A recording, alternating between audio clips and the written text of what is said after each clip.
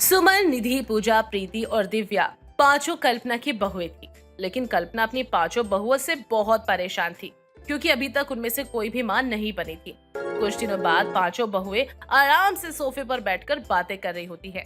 तभी कल्पना वहां पर आ जाती है और पांचों को देखकर गुस्से में बोलती है, तुम पांचों में जरा भी शर्म नहीं है ना? मैं यहाँ ये सोच कर परेशान हो रही हूँ कि मुझे मेरा पोता कब देखने को मिलेगा, लेकिन तुम पांचों तो ऐसे आराम में हो जैसे किसी को भी बच्चा ही नहीं चाहिए। ऐसी बात नहीं है माँ जी, लेकिन जब तक भगवान नहीं चाहेंगे हम कर भी क्या सकते हैं। ये सब भगवान के चाहने या ना चाहने से कुछ नहीं होगा। जब तक तुम पांचों नहीं चाहोगी तब तक कुछ नहीं होने वाला। देखो, ये बाकी की चारों बहुएं ने तो अब तक मुझे निराश किया हुआ है, लेकिन दिव्या, तू तो अभी नई शादी करके आई है ना, तू तो कम से कम बच्चे के बारे में सोच। माँ जी, अभी तो हमारी शादी हुई है और इतनी जल्दी बच्चा? हम तो अभी बच्चे के लिए रेडी भी नहीं है। हाँ तो रेडी हो जाना। देख, मैं चाहती हूँ कि मैं मरने से पहले अपने पोते का मुंह देख लूँ। अगर मैं बिना पोते का मुंह देखे ही मर गई ना, तो मेरी आत्मा को शांति नहीं मिलेगी। माँ, आप मरने की बात क्यों करती हो? आपको पता है ना हम सब आपसे कितना प्यार करते हैं, और फिर भी आप ऐसे मरने की बात कर रही हो। अरे हमारे बारे में तो सोचा होता ना। जब तुम सब मेरे बारे में सोच ही नहीं रही हो तो मुझसे किस बात की उम्मीद रख रही हो कि मैं तुम्हारे बारे में सोचूं? तुम पांचों मेरी बहुएं हो और तुम पांचों को ही अपनी सास की बात को मानना पड़ेगा। माँ जी, ये बात तो आपको भी समझनी पड़ेगी कि जो चीज हमारे हाथ में नहीं है उसके लिए हम कुछ भी नहीं कर सकते हैं। अगर भगवान जी चाहेंगे तो हम माँ जरूर बनेंगे और आपकी इच्छा भी जरूर पूरी होगी, वरना आगे का तो भगवान ही जानते हैं कि उन्होंने हमारे लिए क्या सोच रखा है।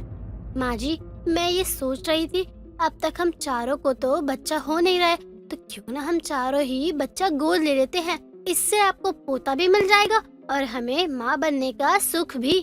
बस बहू, आज तो तूने ये बात बोल दी, लेकिन आगे कभी गलती से भी ये बात अपनी जुबान पर ना लाइयो, वरना तू इस घर में नहीं रह पाएगी। और रही बात माँ बनने की, तो मुझे अपना ही पोता चाहिए, कोई सड़क से उठाया हुआ नहीं। अगर तुम मुझे पोता नहीं दे पाओगी तो मैं भी तुम्हें अपनी बहू ज्यादा दिन तक नहीं मान पाऊंगी।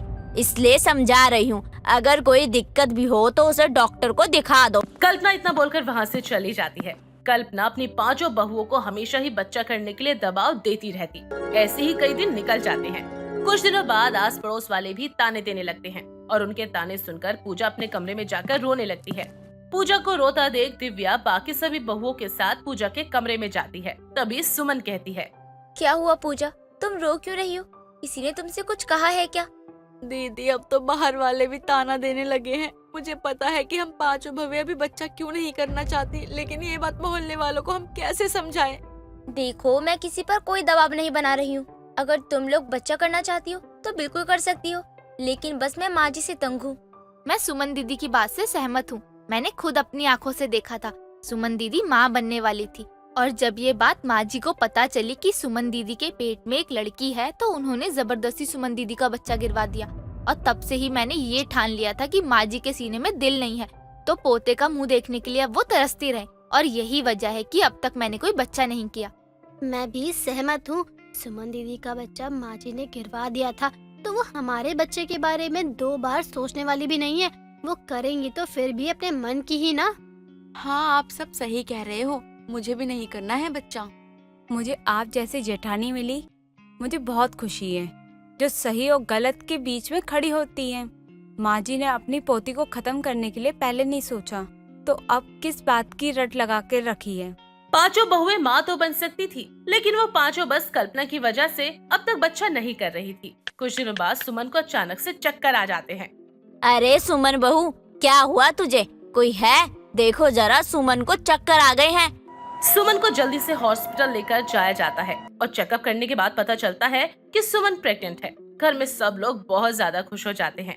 हर कोई सुमन का और भी ज्यादा ख्याल रखने लगता है। ये देखकर सुमन अपनी चारों देवरानियों से कहती है, मुझे माफ कर दो, मैंने तुम सबको हमेशा अपना दुख बताया है और तुम चारों ने बस मेरी बात का सम्मान रखा, इसलिए बच्चा नहीं किया, और आज मैं खुद ही माँ बनने वाली हूँ। ये कैसी बातें कर रही हो दीदी? मैं पहले आपके लिए कभी बोल नहीं पाई, इसका अफसोस मुझे आज तक है। और आप माँ बनने वाली हो, आपके पेट में पल रहा बच्चा बस आपका नहीं, मेरा भी है। और हमारा भी है। दीदी शायद आपको पता नहीं है, लेकिन आप माँ बनने वाली हो। हमें ऐसा लग रहा है कि हम भी अब माँ बनने वाली हैं। मुझे सच में ऐसा लग रहा है कि जो आपके पेट में बच्चा पल रहा है उसकी देखभाल मैं ही करूँगी। दीदी, आप ये मत सोचो कि हमें गलत लग रहा है या हमें बुरा लग रहा है।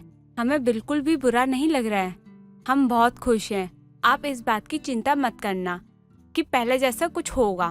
पहले आप अकेली थी, लेकिन अब हम साथ हैं और एक दूसरे की ताकत है और हम एक दूसरे का साथ जरूर देंगे। सच में मेरी देवरानियां लाखों में एक है। मुझे बहुत खुशी है कि तुम जैसी देवरानी हो मेरी। हर कोई सुमन का दिल से ख्याल रखने लगता है। कुछ दिनों बाद कल्पना घर वालों की नजरों से बचकर सुमन को लेकर जा ही रही होती है कि तभी दिव्या देख लेती है।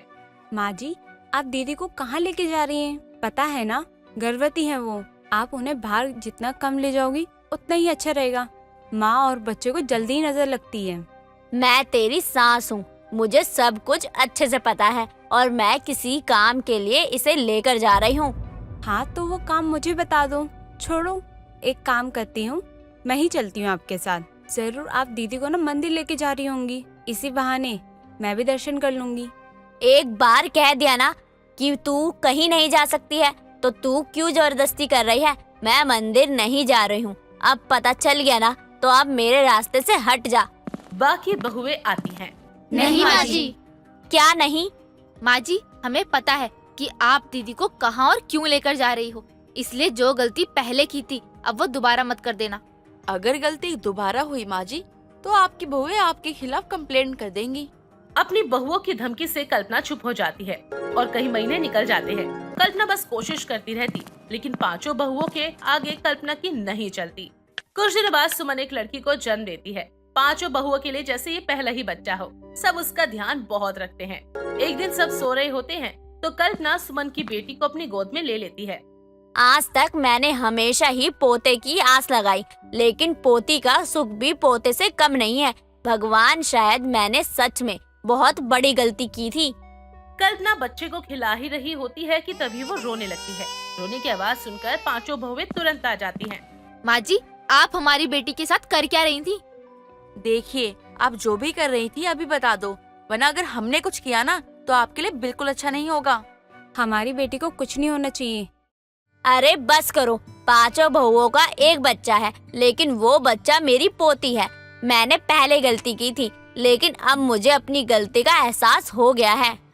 कल्पना की बात सुनकर अब पांचों बहुएं चैन की सांस लेती हैं। आखिर एक बच्चे की 5 माएं जो थी।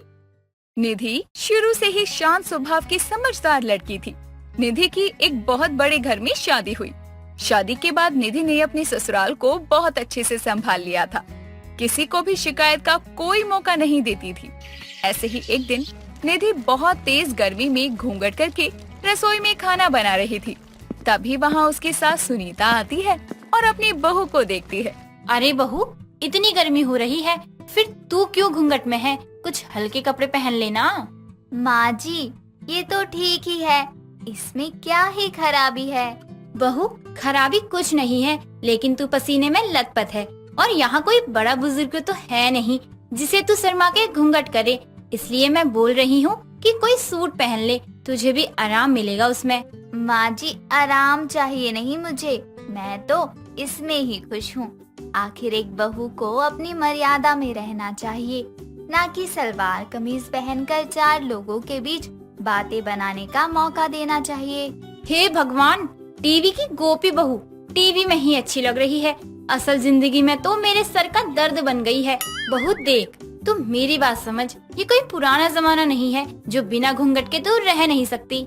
माँ जी, मैं तो ऐसे ही खुश हूँ। मैं यही चाहती हूँ कि आपको कभी ऐसा ना लगे कि मैं बदतमीज बहुओं की तरह हूँ, जो ना ही आपकी इज्जत करे और कपड़े तो बिल्कुल भी अतरंगी पहनती हैं आजकल की बहुएं। काश बहू तू भी उनसे कुछ सीख सकती, लेकिन तुझे तो बोलना ही बेकार है। खैर, अब मैं क्या ही बोलूं तुझे, करना तो अपने मन की ही है ना। चल तू खाना बना ले, मैं अपने कमरे में हूँ। सुनीता अपनी बहू को बहुत समझाती है कि समय के साथ बदलना चाहिए, लेकिन सुनीता की बहू कभी भी अपनी सास की बात को नहीं मानती थी, बल्कि वो तो अपनी सास को ही ज्ञान देने लग जाती थी। ऐसा कई दिनों तक चलता है। कुछ दिनों बाद सुनीता की छोटी बहू शर्फी का गृह प्रवेश होता है और सुनीता की छोटी बहू बहुत मॉडर्न थी। सुनीता अपनी छोटी बहू का स्वागत करती है और वहीं निधि खाना खिलाती है। अच्छा हुआ माँ जी मेरी देवरानी ले आई। मैं तो घर में अकेले ही रहती थी, कोई देवरानी ना कोई ननद। अब तुम आ गई हो ना, मुझे बहुत अच्छा लग रहा है। लेकिन निधि बहू, शर्फी तेरी तरह नहीं है जो डरी सहमी सी रहे। ये तो आज की लड़की है। माँ जी, आज की लड़की की भी तो शादी हुई है ना, तो आज की लड़की मेरी देवरानी और सहेली क्यों नहीं बन सकती? बल्कि मैं तो ये कहती हूँ कि हम दोनों इतनी अच्छी सहेली बन जाएंगे कि आप भी चौंक जाएंगी। चल अब ज्यादा बातें मत बना, बहू काफी थक गई होगी, इसे कमरे में लेकर जा, थोड़ा आराम कर लेगी। हाँ, और कल तो मेरी प्यारी देवरानी की पहली रसोई की रस्म भी है, काम तो बहुत पड़े हैं। इतना बोलकर निधि अपनी देवरानी को कमरे में लेकर जाती है और अगली सुबह शर्फी सबसे पहले रसोई की रस्म करती है। शर्फी सुबह सुबह नहा धोकर एक बहुत छोटी सी ड्रेस पहनकर तैयार हो जाती है और रसोई में सबके लिए खाना बनाने पहुंच जाती है, जहां निधि पहले से ही खाने की तैयारी कर रही थी। निधि शर्फी को ऐसे कपड़ों में देखती है तो वहीं किचन साफ करने वाले कपड़े से शर्फी की टांगे ढक देती है। अरे अरे देवरानी जी, ये क्या पहन लिया आपने? आपके पास कपड़े नहीं थे तो मुझे बोल देती, मैं आपको कोई नई साड़ी दे देती ना। लेकिन ये पहनने की क्या जरूरत थी आपको? क्या हुआ, इन कपड़ों में क्या बुराई है? बल्कि मैं इन कपड़ों में और भी ज्यादा हुट लगती हूँ। आप बताओ, ये वाले कपड़े ठीक है ना, या इनमें कुछ काट पीट करनी चाहिए? ये पहले से ही इतने छोटे हैं, अगर अब इनमें से कोई काट पीट हुई तो बचेंगे ही नहीं। क्यों? मुझे तो ऐसा लग रहा है मेरा पूरा शरीर ही ढका हुआ है। मैंने इतने ज्यादा कपड़े पहने हैं, मैंने इतने ज्यादा कपड़े पहले कभी नहीं पहने। तो बस ससुराल में आज पहला दिन था इसलिए पहन लिए। अच्छा दीदी, ये बताओ कि मैं स्कर्ट इतनी ही रहने दूं या थोड़ी और काट दूं? और बैकलेस भी नहीं है तो वो भी कर दूं? ये सब तुमने खुद किया है? मतलब मेरा मतलब तुमने खुद डिजाइन किया है इसको? हाँ दीदी, ये मैंने ही बनाए हैं। वो क्या है ना, मैं उर्फी जावेद की बहुत बड़ी फैन हूँ। वो मेरी आइडियल है, मैं उनको ही फॉलो करती हूँ। ये तो क्या, मैंने ऐसी अपनी बहुत सारी ड्रेस बनाई है, आपको दिखाऊंगी तो आपको भी बहुत अच्छी लगेंगी। वैसे दी, आपकी ये साड़ी तो काफी अच्छी है, इसमें एक बैकलेस टॉप अच्छा बनेगा। हे भगवान, ये क्या बोले जा रही हो शर्फी तुम? एक बहू को ऐसे कपड़े नहीं पहनने चाहिए।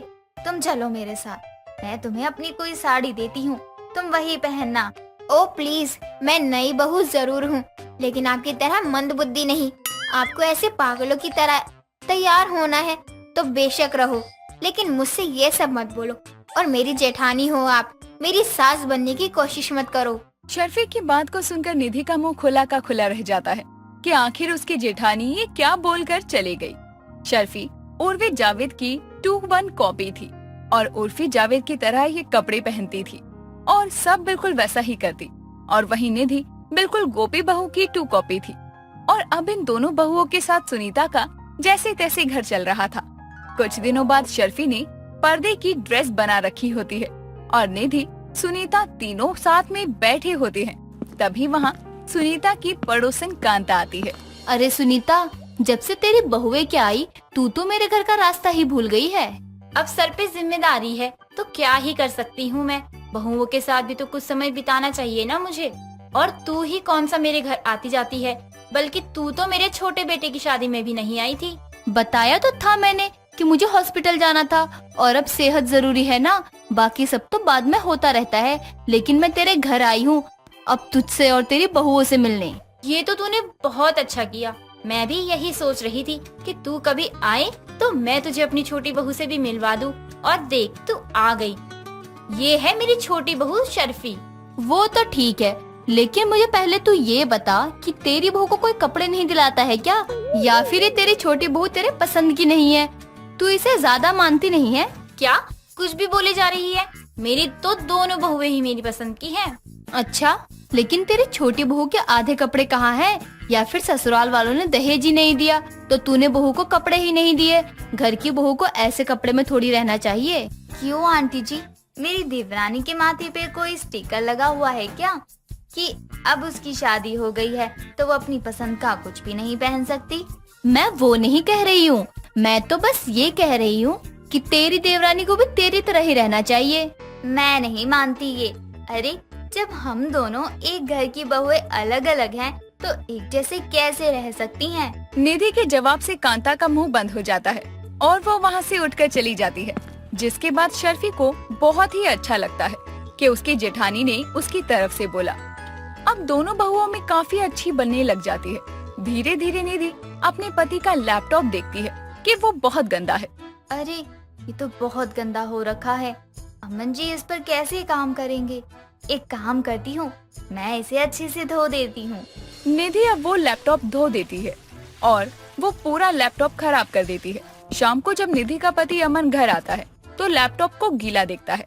वो चिल्लाते हुए निधि को बुलाता है और वहाँ सुनीता शर्फी दोनों पहुँच जाते हैं। ये मेरा लैपटॉप गीला कैसे हुआ? वो बहुत गंदा हो गया था आपका लैपटॉप, तो बस मैंने धो दिया। देखो देखो अब कैसे चमक रहा है। तुम्हें जरा भी अकल नहीं है? लैपटॉप कोई धोने की चीज है क्या जो धो दिया? अमन को बहुत गुस्सा आता है और वो निधि को थप्पड़ मारने के लिए जैसे ही हाथ उठाता है, शर्फी अमन का हाथ पकड़ लेती है। जेठ जी ये क्या कर रहे हो? एक तो आपने पहले ही दीदी को कुछ भी नहीं समझाया और फिर जब दीदी से गलती हो गई तो आप उन्हें मारने जा रहे हो। आपको तो बल्कि उन्हें प्यार से समझाना चाहिए। मैंने बिल्कुल सही बहू चुनी है। उर्फी और गोपी बहू जैसे दोनों एक दूसरे के लिए आवाज उठाती हैं। सुनीता को अपनी दोनों बहुओं पर बहुत ज्यादा गर्व महसूस होता है। संजना अपने ससुराल वालों के साथ दिल्ली में रहती थी। दिल्ली का हाल आजकल देखने लायक था। पूरा का पूरा शहर बाढ़ के पानी में डूबा हुआ था। हर जगह सिर्फ और सिर्फ पानी था। टीवी, फोन सब पर ये न्यूज सुनकर संजना की माँ कुंती बहुत डरी हुई थी। संजना रसोई में नाश्ता बना रही होती है, तभी उसकी माँ कुंती का फोन आता है। संजना बेटी, मैंने अभी न्यूज देखी, तुम्हारे शहर का तो बहुत ही बुरा हाल है। पूरा शहर बाढ़ के पानी में बह रहा है। हाँ माँ, बच्चों की भी 2 दिन से छुट्टी है।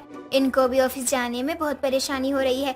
आजकल तो बड़ी बड़ी गाड़ियाँ भी बाढ़ के पानी में डूब रही हैं। तो सोचिए बाइक वालों का क्या हाल होगा।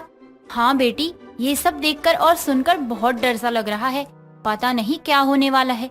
भगवान का कौन सा कहर बरसने वाला है सब पर। हाँ माँ, ये बात तो आपने बिल्कुल सही कही। ये सब देखकर तो बहुत परेशान हो जाती हूँ मैं भी। कोई बात नहीं, तू बच्चों और दामाद जी का ख्याल रख। उन्हें कहीं बाजार मत जाने दे। जब तक बाहर के हालात ठीक नहीं होते हैं, मैं तुझे बाद में कॉल करती हूँ। हाँ माँ ठीक है, लेकिन आप भी परेशान मत होना, मैं सब देख लूंगी। संजना इतना कहकर कॉल काट देती है और अपने रसोई के काम में लग जाती है। कुछ देर बाद वो नाश्ता डाइनिंग टेबल पर लगा रही होती है, तभी उसका पति अजय तैयार होकर नीचे आता है। कहाँ जनाब कहाँ? इतना बन ठन कर आपकी सवारी कहाँ जा रही है? बाहर के हालातों के बारे में आपको अलग से बताऊं? आपको उसके बारे में नहीं पता क्या? हाँ हाँ पता है, बाहर बाढ़ आई हुई है। अरे पूरा शहर स्विमिंग पूल बना हुआ है। आपको मजाक लग रहा है ये सब। देखिए घर में बैठिए, कहीं भी जाने की जरूरत नहीं है। अरे मैं घूमने नहीं जा रहा हूँ, बल्कि अपने ऑफिस जा रहा हूँ। अरे कमाऊंगा नहीं तो तुम लोगों के खर्चे कैसे उठाऊंगा? पूरी जिंदगी रुकने के लिए नहीं बोल रही हूँ, बस कुछ दिनों के लिए बोल रही हूँ, जब तक बाहर के हालात ठीक नहीं होते हैं। बेबी मुझे कुछ नहीं होगा, तुम चिंता मत करो। जल्दी से नाश्ता दो, मैं करके निकलता हूँ ऑफिस के लिए। अरे मुझे लेट हो रहा है और कुछ काम है जरूरी। संजना के कई बार मना करने के बाद भी अजय उसकी एक नहीं सुनता और नाश्ता करके अपनी कार से ऑफिस के लिए निकल जाता है। सड़क पर निकलते ही उसकी आंखें खुल जाती है। चारों तरफ बस पानी ही पानी था। सारी दुकानें पानी में डूबी हुई थी। वो जैसे तैसे करके धीरे धीरे अपनी कार निकाल रहा था। हर जगह पानी भरे होने के कारण से उसकी गाड़ी का पहिया जाकर एक गड्ढे में फंस जाता है और उसकी कार पूरी तरह से बाढ़ के पानी में डूब जाती है। चारों तरफ सन्नाटा छाया हुआ था। दूर दूर तक कोई आदमी नहीं दिखाई दे रहा था। तभी अजय जोर से चिल्लाता है, बचाओ, अब बचाओ। अरे कोई है, मेरी मदद करो। अब प्लीज, अब मेरी कार अरे बाढ़ के पानी में डूब जाएगी। अरे कोई है, अरे प्लीज हेल्प मी। अजय की आवाज सुनने वाला वहाँ कोई नहीं था जो आके उसकी मदद कर सके। तभी एक बुढ़िया अपने घर की खिड़की पर आती है और उसे बाढ़ के पानी में डूबी कार नजर आती है, जिसमें एक आदमी अपने गाड़ी के शीशे पर हाथ मार रहा होता है। तभी वो अपने आसपास वाले लोगों को इकट्ठा करके उसकी मदद के लिए लेकर जाती है। सभी बहुत मेहनत करते हैं, लेकिन कार टस से मस नहीं होती। तभी उनमें से एक आदमी बोलता है, अम्मा जी, ये कार पानी में पूरी तरह डूब गई है। अब इसको निकालना बहुत मुश्किल है। हमें माफ करो, हम आपकी कोई मदद नहीं कर सकते। तुम सबका दिमाग खराब हो गया है क्या? कार में एक आदमी फंसा हुआ है। तुम लोग इस कार को बाढ़ के पानी से नहीं निकालोगे तो वो आदमी मर जाएगा। सारा पानी धीरे धीरे कार में जा रहा है। अम्मा जी, तो हम क्या करें? इस आदमी को बचाने के लिए अपनी जान दे दें क्या? हमें माफ करिए, जरा हमारी भी हालत देखिए। हमारे भी सीने तक पानी भरा हुआ है, हमें जाने दीजिए। नहीं नहीं, रुको तुम लोग, इसकी मदद कर दो। मुसीबत के समय इंसान ही इंसान के काम आता है। हम जितनी मदद कर सकते थे हमने उतनी मदद कर दी है। वैसे भी ये कार बाढ़ के पानी में डूब गई है, बिल्कुल पूरी तरह से। जब हम कार नहीं निकाल पा रहे हैं तो उस आदमी को कैसे निकालेंगे? चलिए आप भी क्यों किसी और के लिए अपना जीवन दान दे रही हैं? वहाँ खड़े सभी लोग इतना कहकर वहाँ से चले जाते हैं, लेकिन बुढ़िया का दिल नहीं मानता। वो वहाँ खड़ी होकर अजय को कार से बाहर निकालने का जुगाड़ करने लगती है। तभी उसकी नजर पानी में तैर रहे एक लकड़ी के फट्टे पर जाती है, जिससे वो अंदाजे से कार के शीशे पर मारकर शीशा तोड़ देती है और अजय को कार से बाहर निकालकर अपने घर ले जाती है। बेटा, आज तुम्हारी किस्मत अच्छी थी जो मैं अपने घर की खिड़की पर आ गई, वरना जैसे बाढ़ के पानी में तुम्हारी कार डूबी हुई है वैसे ही तुम भी डूब जाते। अम्मा जी, मैं आपका शुक्रिया कैसे अदा करूं? अरे मेरे पास शब्द नहीं है। अगर आप नहीं होती तो ना जाने क्या होता आज मेरे साथ। मैंने तो बस इंसानियत का फर्ज निभाया है। तुम्हारी जान बचाकर मैंने अपने दिल का बोझ हल्का किया है जो मैं इतने सालों से ढो रही हूँ। अम्मा जी, मैं आपकी बात समझा नहीं। बात ये है कि बुढ़ी बहुत खुश थी। एक दिन तेज बारिश हुई, चारों तरफ पानी ही पानी था। तभी वो अपने बेटे को बुलाकर बोलती है, घर में बैठे बैठे परेशान हो रही हूँ, चलो कहीं घूम कर आते हैं। इस टाइम बारिश हुई है, बाहर का नजारा देखने लायक होगा। माँ, अभी बाहर जाना ठीक नहीं है, हम कभी और चल लेंगे। नहीं, हम तो अभी जाएंगे। चल लेना बेटा, तू मेरी इतनी सी बात नहीं मान सकता। आज तूने दिखा दिया ना कि तू मुझसे प्यार नहीं करता है। लेकिन माँ, सच में इस टाइम बाहर जाना बिल्कुल भी ठीक नहीं है। जब पानी कम हो जाएगा तब हम बाहर चलेंगे। ठीक है, तू नहीं जाएगा ना मेरे साथ? कोई बात नहीं, मैं अकेले चली जाऊंगी और आज के बाद तुझसे कुछ नहीं कहूंगी। या तो अभी ले चल मुझे बाहर अपनी कार से। अपने बेटे के बहुत मना करने के बाद भी बुढ़िया उसकी कोई बात नहीं सुनती है, जिसके बाद उसका बेटा अपनी पूरी फैमिली को लेकर कार से बाहर निकल जाता है। बीच रास्ते में उसकी एक सहेली मिल जाती है और बुढ़िया कार से उतरकर उनसे दूर जाकर अपनी सहेली से बात करने लगती है। तभी अचानक से पानी का एक तेज भाव आता है और सड़क के किनारे होने के कारण उसके बेटे की कार बाढ़ के उस बहाव के चपेट में आ जाती है और अपनी एक छोटी सी जिद की वजह से वो एक ही पल में अपनी पूरी फैमिली खो देती है। इस तरह मैंने अपनी पूरी फैमिली को उस बाढ़ में खो दिया और आज जैसे तुम्हारी कार बाढ़ के पानी में डूबी हुई थी, ऐसे ही मेरे बेटे की कार भी उस पानी में डूब गई। फर्क बस इतना है कि उस टाइम मैं अपने बेटे की जान नहीं बचा पाई थी, लेकिन तुम्हारी बचा ली। अम्मा जी, जो हो गया उसे तो मैं नहीं बदल सकता हूँ, लेकिन अगर आपको लाइफ में कभी भी मेरी जरूरत पड़े तो याद जरूर कीजिएगा, अपना बेटा समझकर। हाँ बेटा, जरूर, क्यों नहीं। लेकिन एक बात तो बताओ, अब तुम घर कैसे जाओगे? तुम्हारी कार तो बाढ़ के पानी में डूब गई। अम्मा जी, कार बाढ़ के पानी में डूब गई है, लेकिन मेरे पैर तो सलामत हैं। अरे मैं जैसे तैसे चला जाऊंगा, आज का दिन मैं कभी नहीं भूल पाऊंगा। अजय इतना कहकर वहाँ से चला जाता है।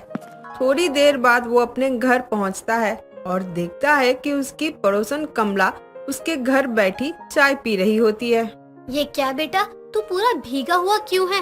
पानी में तैर कर आया है क्या अपने ऑफिस से? तेरी कार कहाँ गई? नहीं आंटी जी, गए तो ये कार से ही थे, पता नहीं कैसे भीग गए। अभी तो बारिश भी नहीं हो रही है। मुझे पहले सांस लेने दीजिए, सब बताता हूँ।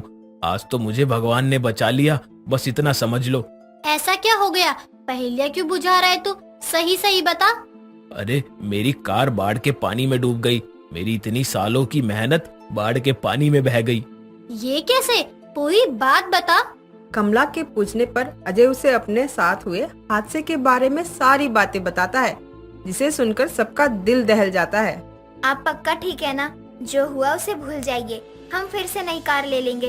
अपना दिल छोटा मत करिए। बहू ये तो ठीक है, बस इसकी कार का स्वर्गवास हो गया।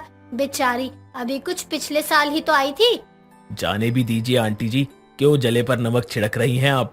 जब तेरी कार नई आई थी तो तूने मुझे नहीं बैठाया था, इसलिए तेरी कार बाढ़ में बह गई। ये कार लेने से अच्छा तू एक नाव खरीद लेता, कम से कम डूबती तो नहीं और ना ही तुझे डूबने देती। सस्ता और टिकाऊ रहता। कमला की बात सुनकर अजय और संजना हंसने लगते हैं।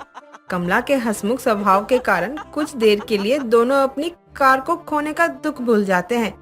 साथ ही इतनी बड़ी अनहोनी होने से बचने के लिए भगवान का धन्यवाद करते हैं।